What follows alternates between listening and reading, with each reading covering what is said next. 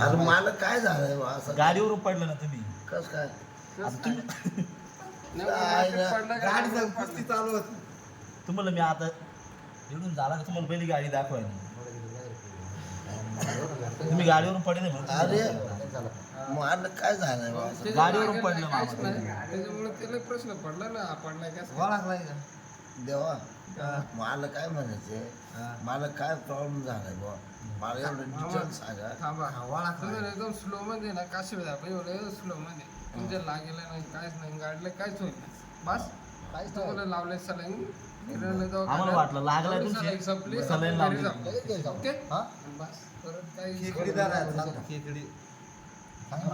अभि मला बाय काय रे देवा कसला तुझा आवडला की? मी आले होते का झोप लागते का आता देव नाही उठणार ते बरा जमला.